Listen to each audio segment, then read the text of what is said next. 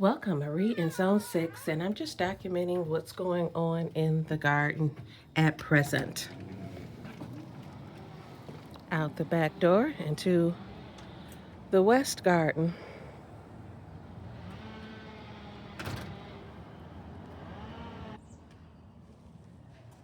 Headed down the back steps.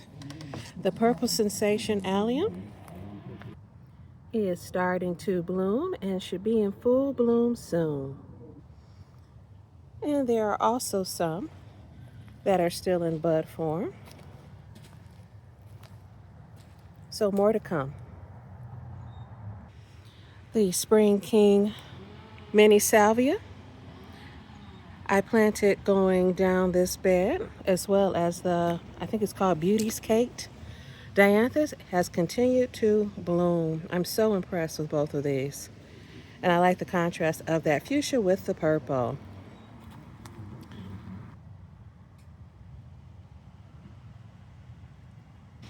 I have planted the white beacon impatiens. There's the tag. In this front area, repeat it, since that repetition will provide a sense of order. So that way when those salvia fade, as well as those dianthus, I'll still have the consistent blooms of some white beacon impatiens. I've had people say to me, I want something that blooms the whole season. Growing season is what they mean. And I want it to come back every year. And that's a tough one to fill because most perennials only bloom probably, I would say, about 3 to 5 weeks. And then their job is done, so to speak, and they move on. And other perennials start to bloom. And so annuals, that's where annuals come in. And they usually provide a consistent bloom the entire growing season. Over yonder, where this table is, I built years ago, as well as that faux shed I built years ago, and that extension I put on probably last year, or maybe 2 years ago. I've decided to put these crazy tunias right here. I like the boldness they have on this table with that mirror and those evergreens behind. I think two are spruce and one is an arborvitae. And I just like the boldness. Crazy Tunia Cosmic Pink. Sun, full sun to part shade. We've been getting some nights in the 30s, and so I've kept these in the house on those low nights, and I'm very vigilant about checking the weather at night. And they're actually only hardy to zone 10 and 11. So this is my first year with them. I don't want to take the risk. So we have a few more, at least 1 to 2 more nights of low 30s coming my way. So I have them out where they're going to be placed right now, but they'll probably be coming back in at that particular time. Over in this faux shed I built years ago, I am really, really, really liking those new Calibrachoa I'm trying. I think they're mini famous neo light blue, I believe. It's just, I don't know what it is about them. I like Calibrachoa, but Calibrachoa does not seem to like me. But that does not deter my enthusiasm and my desire to face the challenge. So since this is a hot, dry area, and I believe they like to dry out in between waterings, I think they'll be very happy over here, to say the least. And of course, I put them with my Old Faithful big white and green leaf begonias, and the actual brand is Big, B-I-G. And I think that's a good idea when you have something that's new for you or a challenge, to pair it with something that you are confident in and that you know does well with you. That way, if it doesn't do well, you've got kind of like a backup plan in the same container. That's my thinking.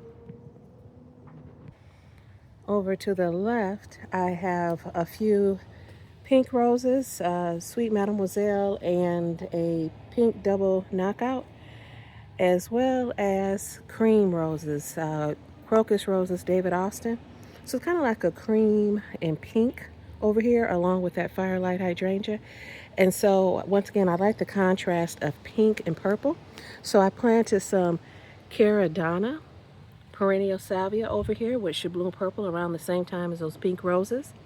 And for annuals, to get that same repeated color, especially since the knockout it should be a repeat bloomer, I have some annual salvia that's in the bluish purple family.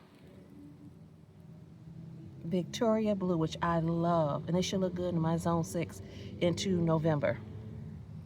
So that should come up and give me a bluish purple, which should contrast with the pink rose or roses. I'm not sure if the Sweet Mademoiselle will rebloom. I'll see. But I just love the leaves on this crocus rose, David Austin. They are just so beautiful. And there is my H.F. Young clematis or clematis back there, which should be a purple when it blooms. So once again, adding some purple over in this bed where there's a bit of pink. And my one of my favorite color combinations can be seen in the Crazy Tunia fuchsia color with the Many Famous Calibacore, that purple color behind yonder in the faux shed. I love that combo. And actually the white of the big begonia, because that's my favorite flower combo in the garden. Pink, purple, and white. Here I'm at the entrance to the back garden, which is the west garden. And I decided that I wanted to put this Petunia Sweet Sunshine Blueberry Vein over here, and I think it trails a lot. This is my first year with it. I want to say, let's see. Yes, so it's supposed to get about 16 inches tall and about 24 inches wide, so it should trail. So I have that one with the Lobularia Snow Princess, which should trail as well. I think that gets about 16 inches wide, and I like the contrast. That small flower with the medium flower and the large flower of the Crazy Tunia Cosmic Pink.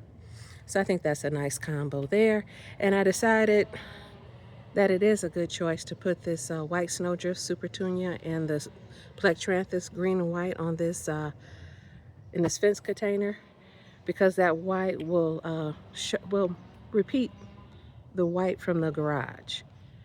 And then back yonder, speaking of repetition, I have the same combo from up there right here, and there's my Ville de Leon clematis or clematis, and it's got buds already. So exciting.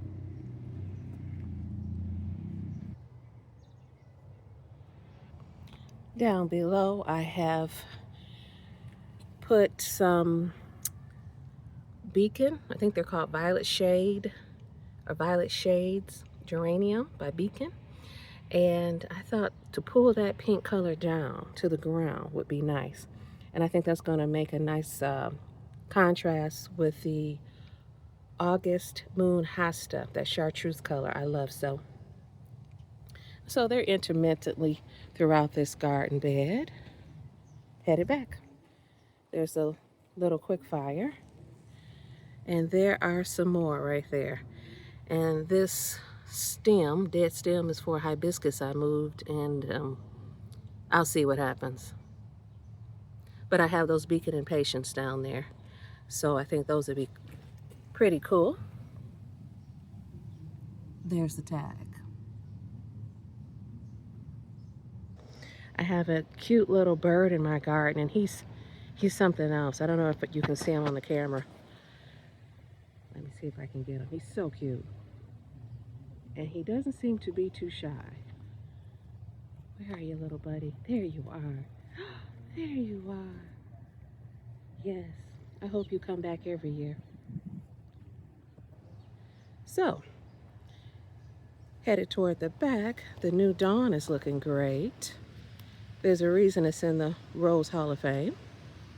And my goal is to get it to go across the garage door, which I never opened, at least not in recent years, and to break that wide up of the garage door a little bit. So that's the goal. I'll see what happens. And headed back, I planted some ageratum, which is kind of like a purplish color, as well as some white Beacon and Patience. Headed back here and there intermittently for repetition. And here are some more Purple Sensation Allium. I think they're going to be a little bit smaller this year, but still beautiful. I just love that combo. The variegated hosta with the white candy tuft and the blue muscari or muscari, I'm not sure how you pronounce it, along with the chartreuse August Moon hosta. I love that combination there, that color combination.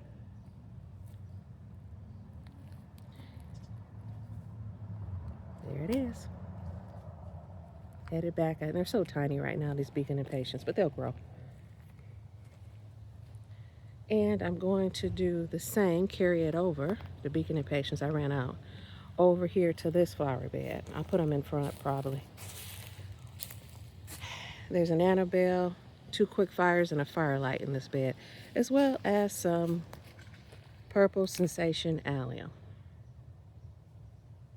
I put Sum and Substance hosta on either side of the walkway, headed back to the hidden garden. I thought that would not only give a sense of repetition, but also a sense of entryway as you go through the Sum and Substance on either side, back to the hidden garden, which some of the daffodils are still looking pretty good. Just don't look too close. There are my garage sale finds. They were like 20 cents each. I think they're food platters. Love them. And my traditionally crooked welcome sign.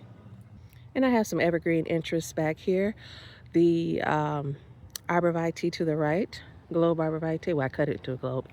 It was conical before. And the 2, I think those are hets, or no, Holstrup arborvitae. I found that adding evergreens to an area dispersed throughout the garden adds a sense of structure, a sense of order, and gives a place for the eye to rest. I love this Gatsby pink oak leaf hydrangea, and it has started to get buds. So exciting. What a beauty. Look at this pretty purple sensation allium. Ooh la la. And there are more to come, and plenty of weeds. The roses I planted to cover eventually, or hopefully, this unfortunate looking post.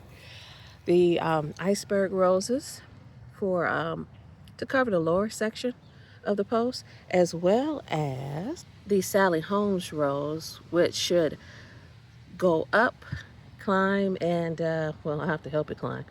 Go up and cover all the way above the post, hopefully, in the near future.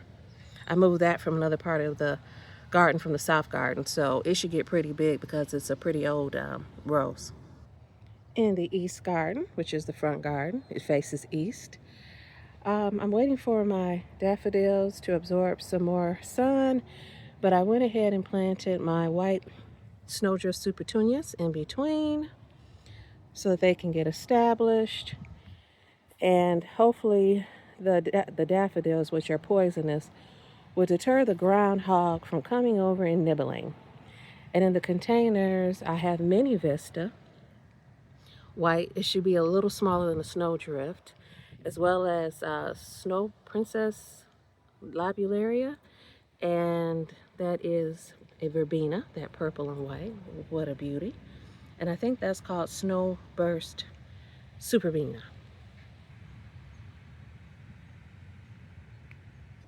And I'm carrying the white back on either side with the Snowdrift Supertunias. And I had removed, maybe a year or two ago, my peonies over here. One was, I think, pink and one was fuchsia, and I left the white one. So this one is a Festiva Maxima, which is white, and I think it has little burgundy slashes in it, splashes, so to speak. And this white peony here, which has kind of like a mustard center. So I left those out here. So I have a majority white theme, white color in the middle here going back. The limelight hydrangea in front of the bay window is looking good, as well as the one to the right over by the front door. And of course, I have my evergreens because they add a sense of structure and weight to the home. And I'm going to have, as usual, my purple and light purple thing going across here. I'm going to have a repetition of Walker's Aloe, which is a light purple. There's the Walker's Aloe. And then May Night Salvia, which is a dark purple, going across here. So I like that every year. If it's not broken, don't fix it. And then down at the end, there is my iris, purple iris.